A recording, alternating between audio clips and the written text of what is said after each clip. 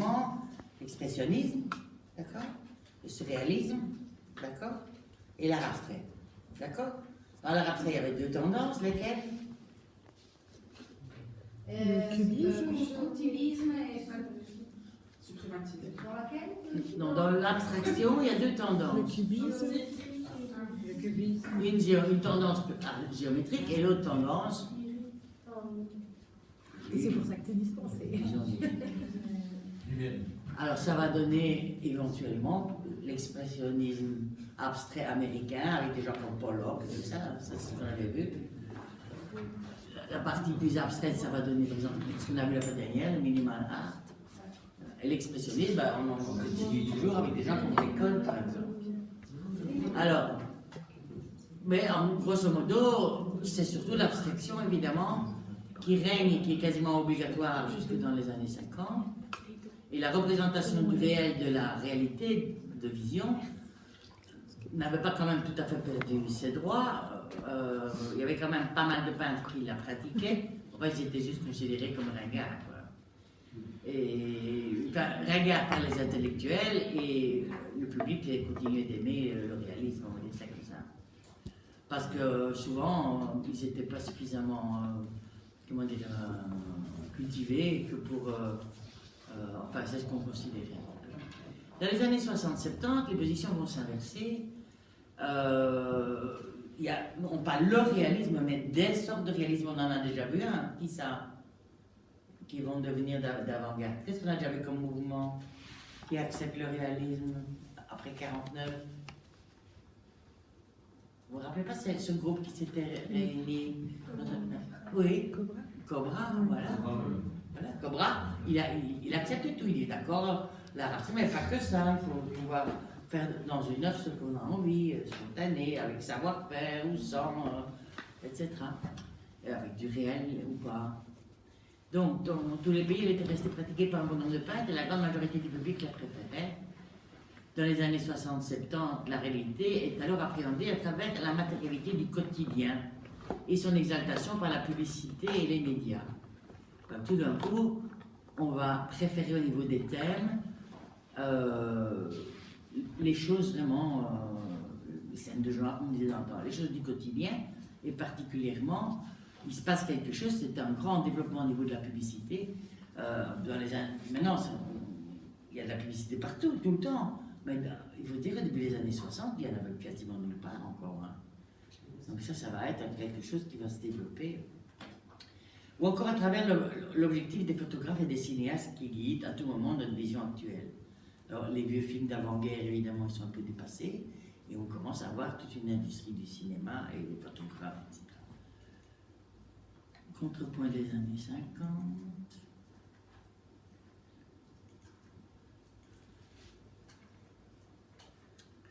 S'appuie pourtant le plus souvent sur l'objet utilisé brut. Donc, ces mouvements-là, des réalismes, comme on dit, vont s'appuyer sur l'objet lui-même. Comme pour les ready-made. On avait déjà vu qu'il y avait des ready-made déjà depuis quand ça? C'était qui, Marcel Duchamp? Quel mouvement? Ah oui, depuis Dada, donc depuis la guerre, la première guerre. Enfin, bon. Les châssis du groupe support surface à la chaise de Kossuth, donc on verra ça. Des photographies de Boltanski aux performances des années 60 ou encore aux interventions de Christophe. Ça, c'est celui qui emballe tous les buildings. Sur le paysage, il y a bien un lien commun. Celui de la poursuite d'un geste, d'une intention esthétique, qui prime même sur sa réalisation matérielle. Oui, Angelo, tu voulais dire quelque chose? Non, on me posait une question aussi, j'ai essayé péniblement d'y répondre. Alors, qu'est-ce qui va donc primer pour ces gens-là? Angelo? Non, j'ai pas suivi, je suis de Ben, la poursuite d'un geste, d'une intention esthétique, qui prime même sur sa réalisation matérielle, laquelle ne peut être qu'éphémère. Voilà. Donc, le geste, l'intention esthétique vont devenir plus importants que l'objet lui-même. La présence de la quotidienneté et de la matérialité à travers l'objet, le corps, la terre, demeure cependant indispensable à de telles démarches, qui s'instaurent elles aussi dans la réalité. Si de telles attitudes ne relèvent pas à proprement parler du réalisme, parce qu'elles n'entendent pas proposer quelque équivalent visuel des fragments du vécu, elles se veulent elles-mêmes vécues, donc l'expérience du réel. Donc vous voyez, le sens du mot réalisme, ce n'est pas un équivalent du réel, comme ça avait été le cas depuis la Renaissance, évidemment, mais c'est une expérience du réel, quelque chose que subjectivement les gens vivent du réel. D'accord? C'est plus une représentation, c'est pas un équivalent, mais c'est quelque chose qu'on vit. Voilà. En 1961, le musée d'art moderne présente une exposition intitulée Les arts de l'assemblage, qui révélait un courant artistique qui était opposé à l'abstraction lyrique, qui s'était formé dans les années 50, dans les 5 années précédentes.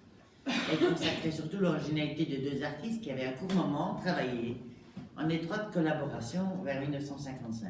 Le premier s'appelle Jasper Jones, qui était né à peu près en 1930, et le second, Robert Rauschenberg, qui est né en 1925.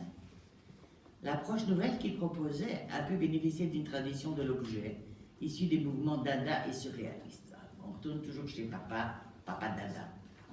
Et en l'occurrence, ici, c'est qui? Un certain Joseph Cornès, qui est né, lui, en 1903, vous voyez, c'est un grand papa, et mort en 1972. Dès les années 30, Joseph Cornès créait des boîtes.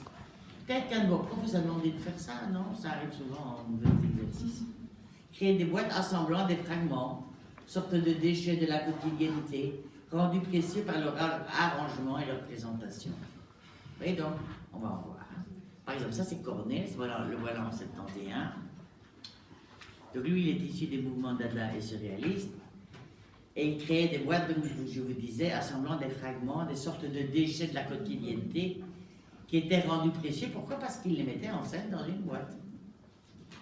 Par exemple, voilà, j'en ai pris une. Il y en a 5000 évidemment sur Internet. Hein. Voilà, c'est une boîte dans laquelle il a mis une balle, une vieille affiche, une image d'un perroquet, une liste, que sais-je encore. Voilà, ce qu'on appelle donc les arts d'assemblage créés à partir d'objets trouvés. Ce sont la plupart du temps des boîtes en bois à couvercle vitré dans lesquelles il a rassemblé des photos ou des objets divers. Voilà, ici, c'est une autre. On dit qu'il a été précurseur du pop art et de la pratique de l'installation, hein, parce qu'au départ, les installations, c'est des petites boîtes. Après, elles vont simplement grandir. Voilà, bien qu'influencé par Max Ernst, dont il découvre les collages. Max Ernst, c'était quel mouvement encore? Surréaliste. Oui. Et exposé à la galerie Julien Lévy en 1931, le surréalisme Joseph Cornès est apparu indépendant. En janvier 1938, il participe à l'exposition internationale du surréalisme, organisée à l'École des Beaux-Arts de Paris pour André Breton. Joseph Cornès a médité une expérience qui bouleverse les conventions d'usage des objets. Voilà, je vous en ai encore fait une autre avec des petites map monde, donc ça, Rauschenberg, il va s'inspirer de Corneille. Rauschenberg maintenant. On dit qu'il appartient à un mouvement qu'on appelle néo-dada et qu'il est le précurseur du pop art. Son grand-père est un médecin allemand qui avait épousé une indienne Cherokee. C'est rigolo parce que j'ai choisi cette image, quand je l'ai agrandie, j'ai vu que c'était des morceaux de plaques de voiture qu'il avait mis sur lui. Je ne sais pas si j'ai mis à dire, non. Et après, quand je préparais mon cours pour le vendredi sur les Cherokees, en petit, ça ressemblait aux couvertures des Cherokees, son aménagement de vêtements là. Je me disais, c'est rigolo. Comme s'il avait attrapé l'esprit de, je sais pas moi, de sa mère ou quelque chose comme ça. Enfin bon, ça c'est une petite parenthèse, mais pour vous dire que donc il appartient au néo-dada, il s'appelle Rauschenberg, et il est le précurseur du pop art. Ici, voilà, à l'époque, il venait juste d'être médaillé par l'ancien président. Alors voilà, j'en ai profité pour vous montrer. J'adore quand les gens sont contents, vous voyez. Alors. Chez les assembleurs, d'ailleurs, la revendication du précédent surréaliste est sans équivoque. Jasper Jones se fait présenter en 1959 à Marcel Duchamp. Et il est présent avec Rauschenberg à l'exposition internationale du surréalisme de la galerie Daniel Cordier à Paris. La même année, exposition organisée par André Breton et Marcel Duchamp. Alors là, du musicien John Cage, ça c'est aussi encore un nom, vous entendrez encore parler. Professeur au Black Mountain College en 1952, qui fonde ses créations sur la qualité musicale du bruit et l'appréhension directe de l'environnement sonore brut, a pu constituer un exemple transposable à d'autres moyens d'expression. Voilà, donc là encore, on a l'autre, donc après Rauschenberg, on a Jasper Jones, et là,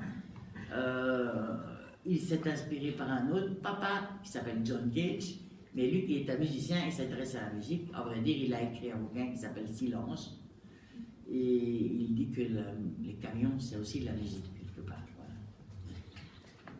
Alors, bon, Duchamp, ça c'était pour vous rappeler, La Fontaine de Duchamp, ou La mariée mise à nu par les célibataires. Voilà, un décor de Jasper Jones qu'il a réalisé d'après le grand verre de Marcel Duchamp que je vous ai montré précédemment, celui-là, vous voyez. Donc voilà, un décor, une sorte de mise en, je appelle ça maintenant, une installation de Jasper Jones. Alors, ils vont aussi rencontrer quelqu'un que je vous ai déjà montré, qui s'appelle Willem de Kooning, et qui va aussi influencer par apparemment Rauschenberg. Donc je l'avais montré dans les expressionnistes américains. Alors donc Rauschenberg avait donc étudié à Austin, soldat pendant la Deuxième Guerre. Il a suivi la musique, l'anatomie et la mode de 47 à 48. Vous voyez, à cette époque, c'est plutôt rare. Le musicien John Cage, dont je vous parlais, composa de nombreuses pièces pour piano préparées. Donc, des pianos préparés. Vous allez voir ce que c'est. Dont les sonates et interludes, où le pianiste doit insérer de manière précise entre certaines cordes du piano des objets divers, comme des boulons ou des gommes servant à en transformer le son. L'étrangeté de ces compositions laisse transparaître l'influence du compositeur Erik Satie. Ah, excusez-moi, j'ai toujours beaucoup de noms, mais Erik Satie, franchement, je l'adore, il est magnifique. C'est un musicien des années 20, une sorte de dandy, qui a écrit les gymnopédies, tout le monde les connaît, vous savez, et aussi les morceaux en forme de poire, des choses comme ça. Il est rigolo, il est un peu de... Auteur en son temps incompris de compositions très originales, comme les ésotériques gnosiennes ou les très sobres et très célèbres gymnopédies. Cherchant à épurer sa musique, il eut la particularité d'écrire ses œuvres sans ponctuation musicale, laissant au pianiste comme seules indications des descriptions d'atmosphère au lieu des traditionnelles nuances. Vous voyez, quand Erik Satie écrivait, il écrivait des indications d'humeur ou d'ambiance et pas des indications de vitesse et de... Voilà, par exemple, conseillez-vous soigneusement, il disait là, ou unissez-vous de clairvoyance, ou il est mauvais de se noyer après manger, ou si vous voulez vivre longtemps, vivez vieux. L'air de Paris est si mauvais que je le fais toujours bouillir avant de respirer. Mon médecin m'a toujours dit de fumer. Il ajoute à ses conseils, fumez mon ami, sans cela un autre fumera à votre place. Voilà encore sur une autre partition, portez cela plus loin. Vous voyez, c'est... Et là, par exemple, Parade, c'est un spectacle pour lequel Picasso a fait les décors et les costumes, et pour lequel Erik Satie avait fait la musique. Là, nous sommes en 1917. Regardez la modernité de ce décor de théâtre. On n'ose pas penser quand on voit maintenant qu'ils nous mettent encore des chaises et des buffets. Donc, moi, sur scène. Voilà, je vous ai mis des exemples de musique de M. Satie. En 88, 3 gymnopédies pour piano dédiées à Madame Jeanne de Brett. Voilà. 3 morceaux en forme de poire. Là, c'est parce qu'on l'aurait dit, mais ça manque de forme un peu ta musique, quoi. Alors il dit, ça fait rien, je vais te faire un morceau en forme de poire. Voilà. Chorale inappétissant, dédié aux recroquevillés et appétit. Ou 3 véritables préludes flasques pour un chien. Piano, 1 sévère et réprimande, 2 seul à la maison, 3 on joue. Ou en 1913, Peccadilles importunes pour piano. 1. Être jaloux de son camarade qui a une grosse tête. 2. Lui manger sa tartine. 3. Profiter de ce qu'il a des corps aux pieds, lui prendre son cerceau. En 1914, 3 valses distinguées du précieux dégoûté, piano dédié, etc. Je vous ai mis ça pour avoir des exemples. Les tranchées des compositions de John Cage laissent transparente l'influence donc du compositeur Erik Satie.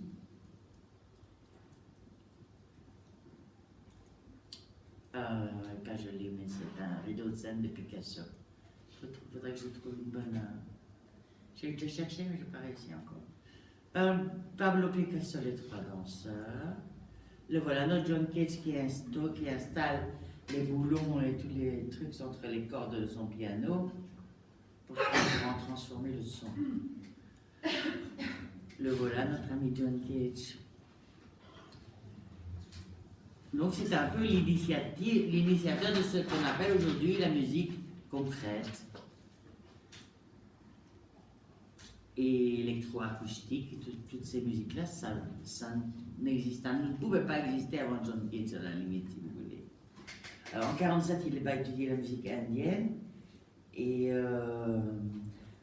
pièce pour piano préparée qui explore les 9 émotions permanentes de la tradition indienne. Vous voyez qu'on est déjà quelque part dans les mouvements mondialistes qui aussi viendront dans la seconde moitié, à commencer par les Beatles qui iront tous en Inde et qui reviendront avec des nouveaux instruments et tout ça.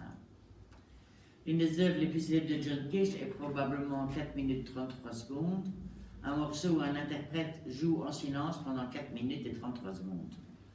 Composé en 3 mouvements devant cependant être indiqué en cours de jeu, l'œuvre a été créée par le pianiste David Tudor. L'objectif de cette pièce est l'écoute des bruits environnants dans une situation de concert. Cette expérimentation découle de l'importance qu'accordait John Cage à la pensée de Henry David Thoreau. Ce dernier relate dans son journal qu'il est plus intéressant d'écouter les sons de la nature, le son des animaux et le glissement furtif des objets animés par les éléments naturels, par le vent, que la musique préméditée par l'intention d'un compositeur. 4 minutes 33 découle aussi de l'expérience que John Cage réalise dans une chambre anéchoïque, dans laquelle il s'aperçut que le silence n'existait pas, car 2 sons persistent, les battements de son cœur et le son aigu de son système nerveux. Donc si vous mettez le silence complet, vous entendrez quand même encore le battement de votre cœur. Et le fait de faire un concert avec des minutes de silence, même vous verrez qu'il y a toujours un autre bruit. C'est une manière de déguiser ses antennes et d'être plus là, ici, présent avec les choses, les objets de là maintenant, du réel, le vrai réel. Pas celui qu'on remplit avec du son, avec du... Vous voyez? Voilà, comme le dit Yoko. Alors, moi, je suis revenu en arrière. Henry David Thoreau, je crois, j'ai pas vu que j'avais fait des dias de lui, ça viendra peut-être. C'est un des grands utopistes du 19e. Le personnage, on peut tout demander si c'est pas un vrai anarchiste, là. Comme le dit Yoko Ono, ça c'est la femme de Lennon. Oui, John Lennon. John Cage considérait que le silence devenait une véritable musique. À partir de cette période, toutes les compositions de John Cage sont conçues comme des musiques destinées à accueillir n'importe quel son qui arrive de manière imprévue dans la composition. Donc, Cage prétendait que l'une des composantes les plus intéressantes en art était en fait ce facteur d'imprévisibilité. Et ce sont toutes des notions qu'on n'aurait jamais pu trouver avant. La notion d'imprévisibilité. Quand Pollock travaille, il y a quelque chose comme ça aussi. On est dans des strates, si je puis dire, qui n'ont plus rien à voir avec l'homme Descartes du XVIIe siècle qui croit qu'il est au centre du monde et qu'il peut décider, définir, vous voyez. Donc là, on est quelque part, on vous demande d'être plus en accord avec le monde, de l'écouter, d'y être. Donc, où des éléments extérieurs s'intégraient à l'œuvre de manière accidentelle. Il considérait la plupart des musiques de ses contemporains trop bonnes car elles n'acceptent pas le chaos. La jeune Yoko Ono doit fuir les bombardements américains sur Tokyo. Réfugiée à la campagne avec ses parents, elle attend la fin de la guerre pour émigrer aux États-Unis. Arrivée à New York, elle s'intéresse à la littérature d'avant-garde et au mouvement beat. Elle étudie le chant et la musique, notamment auprès de John Cage. Donc, vous voyez le lien entre ces maîtres-là et les nouveaux héros des années 60, il est là, quoi. Et donc, imprévisibilité, le chaos, tout ça, ça va bientôt intéresser les physiciens, la physique du chaos. Ah ben oui, je vous ai quand même mis quelque chose sur Henri David Thoreau. Ben, par exemple, il a écrit un bouquin, le livre de la désobéissance civile. Vous savez ce que c'est la désobéissance civile? Quoi dit? Ben, par exemple, je vous donne un exemple. Quand Hitler a commandé de tuer tous les juifs et tout ça, il y a des Allemands qui ont dit non, ça moi je ne fais pas. Donc c'est la loi, c'est mon pays qui me le demande, et bien pourtant ça je ne fais pas. C'est ce qu'on appelle la désobéissance civile. Vous dites? S'abstenir. Quand c'est pas moral, si ça vous semble parfaitement impossible, eh bien vous n'allez pas le faire avec. Et donc c'est le point de démarrage de plein de mouvements pacifistes et autres, entre autres. Ben, il était par exemple opposé à l'esclavagisme, lui. Alors que tout le monde était d'accord avec ça. Les différents mouvements écologistes ou les tenants de la décroissance actuelle le considèrent comme l'un des pionniers de l'écologie. Voilà, c'est un daguerreotype de 1856. Je vous dis, bah, ça venait à peine d'écrire. Le revoilà, mon John Cage.